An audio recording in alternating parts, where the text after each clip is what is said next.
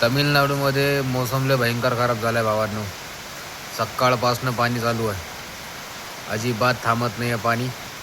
सकाळपासनं धीमे धीमे बारिश चालू होती, पण आता एवढं भयंकर पाणी चालू झालं आहे ना, खूप जास्त पाणी तुम्हाला दिसत नाही म्हणा, पण लय भयंकर पाणी चालू झालं आहे भावांनो.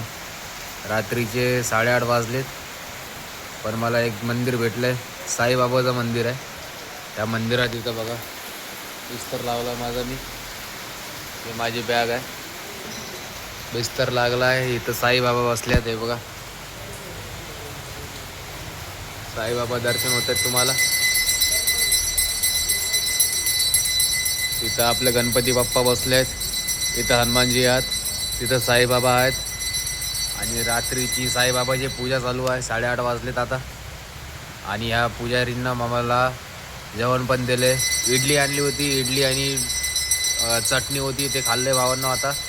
आणि थंडी पण खूप असते, पण विषय नाही म्हणा, झोपायला चांगली जागा भेटली आहे. बिस्तर लावला इथं, तर इथं झोपूया. सकाळपर्यंत हे पाणी बंद झालं पाहिजे, कारण की सकाळपासून पाणी चालू आहे आणि 2 दिवसापासून मोसम पण खराब आहे.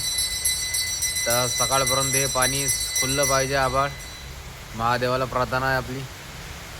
बाकी बघूया, आभाळ नाही खुललं तर इथंच उद्याचा दिवस काढायला लागेल आपल्याला. तर भावांनो, थोडासा तुमच्या भावाच्या यात्रेला सपोर्ट नक्की करा. कमेंटमध्ये हर हर महादेव नक्की लिहा.